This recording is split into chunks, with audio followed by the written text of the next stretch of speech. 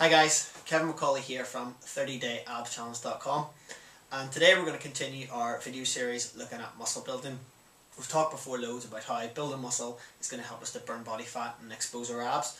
So today we're going to move on to what will be the second workout of the 30-day abs challenge, and that workout focuses on your chest. Now, I've said before in previous videos that one of the keys to getting a good six-pack and to burning body fat is to use compound exercises or full body exercises that use lots of different muscle groups. Now, the problem with chest training is that you're really only using a small muscle group. You're just using your pectorals, some triceps and a little bit of front deltoid, and that isn't exactly what we're looking for in terms of a full body movement. Now, that said, it's still quite a big muscle group. And also, the chest is a problem area for a lot of guys. You know, we all like to have good pecs, nice smooth chest, so it's an area that I'm sure a lot of you want to work on.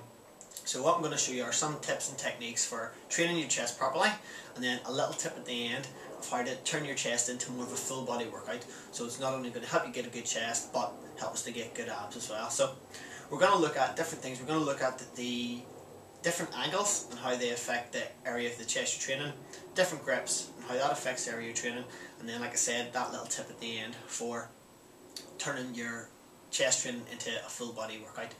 So I'm just going to break this down into different bits.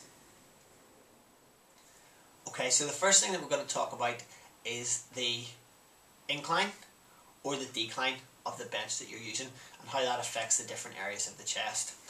So a flat bench is just going to work really the middle of the chest, or more evenly the entire pectoralis major muscle, the whole way across the belly of the muscle.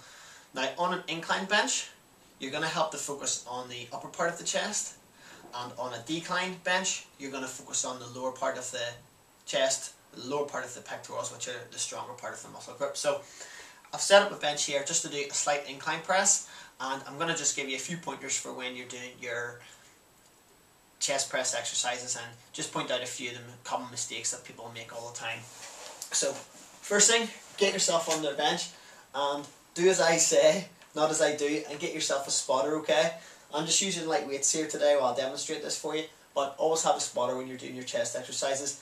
It's not only good for safety, but that person there can help to push you and help you to get out extra reps in each of your sets, okay? So we're going to start with just a nice neutral grip. Now, the important thing is to make sure you have your thumbs around the bar and holding on to them. If you put your thumbs behind the bar like that, the bar could very easily slip out your hands, okay, and land on you, and you don't want that. So make sure you get your thumbs wrapped right around the bar. Okay, now, common mistake is you'll see people absolutely loading the bar as heavy as they can, and they'll pick it up and it'll just go straight down, okay? They'll struggle to get it back up, and then straight down again. It's really, really important that you're using a weight that you can lower nice and slowly. That helps you to work during the eccentric phase, and that's where you're going to get a lot of muscle growth happening, okay? So don't be using weight that's too high. Make sure that you can control the weight down nice and slowly and go for your assigned number of reps, okay?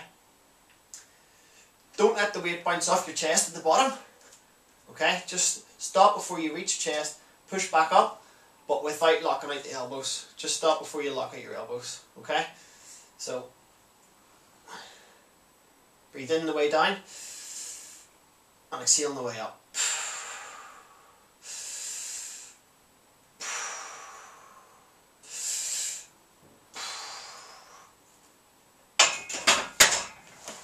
Okay, and the same thing goes for if you're just doing dumbbell press. So that's basically a couple of tips for you to use when you're doing your bench press. Again, if you're just starting out, you're going to want to work the entire pectoralis major, the entire chest muscle evenly. So what you could do is you could do one set of incline, one set of flat, and one set of decline press. And this is going to help to give you a more even workout. Now, if you're a little bit more advanced, you maybe want to dedicate entire exercises to specific parts of the chest. So for example, you could do incline bench press followed by decline dumbbell press, and then even as you get more advanced again, you're really into a pure muscle building phase, you could dedicate entire chest workouts to just the upper part of the chest or the lower part of the chest. So there's some tips on your angle. Okay, next thing we're going to go on to look at is we're going to look at your grip. Okay guys, the next thing that we're going to look at is our grip and how we position our grip in the bar. So really with our bench press exercises, there are three different types of grip. We can take a neutral grip, which is about shoulder width apart and probably the one you're most used to. You can take a narrower grip, and a narrower grip will focus on the middle part of the chest, okay? So that area around your breastbone, and that'll help to build a thicker, more muscular chest, and it'll help to give those lines of definition that you see along the sternum, okay? You can take a wider grip, and that'll help to work the outside of the pectoral muscles and give you a wider chest. So that'll help to get you that nice V shape as well. So once again, we don't want to just focus on one of those, we want to work the entire muscle the whole way across. So again, what I could recommend that you do is start off with one set of wide grip, one set of neutral grip, and one set of narrow grip. So just show you quickly what those look like. So we'll start off with a narrow grip.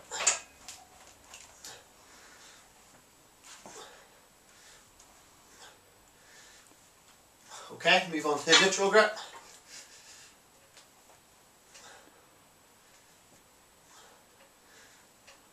Okay, and then I'll finish off with the wide grip.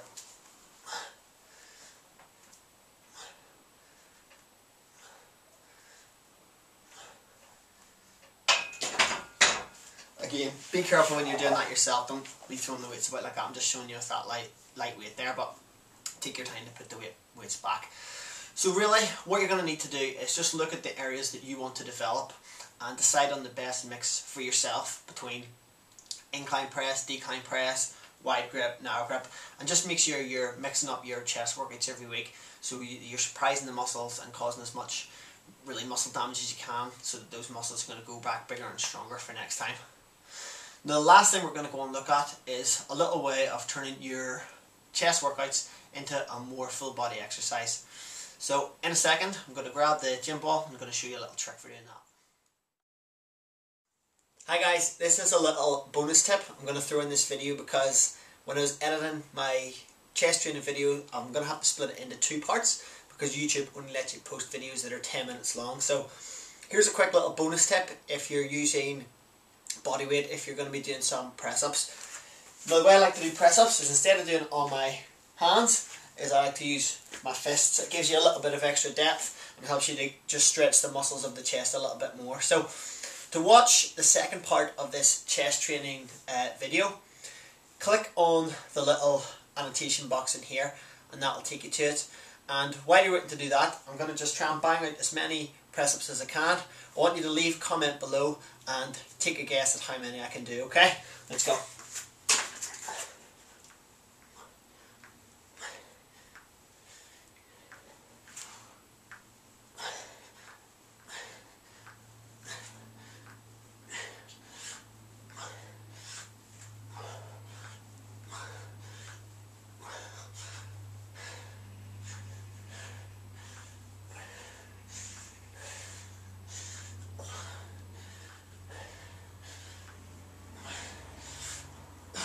I think.